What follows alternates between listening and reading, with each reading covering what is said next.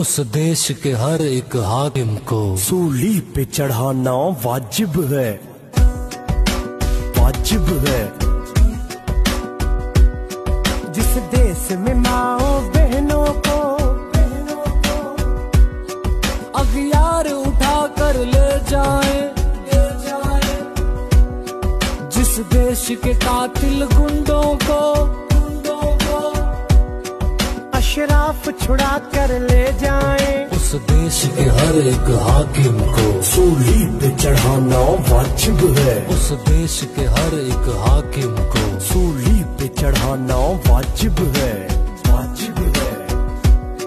जिस देश की कोर्ट कचहरी में इंसाफ टकों पर बिकता हो,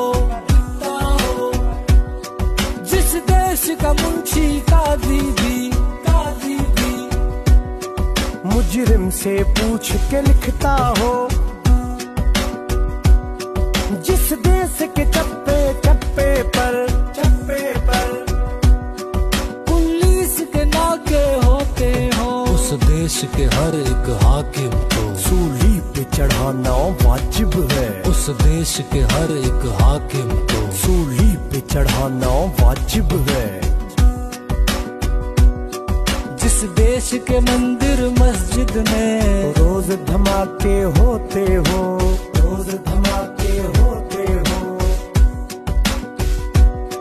जिस देश में जाके रखवाले खुद जाने ले मासूमों की, जिस देश का हाकिम जालिम हो उसकी न सुने मजबूरों की, जिस देश की गलियों कूचों में हर सिमत फहाशी फैली हो,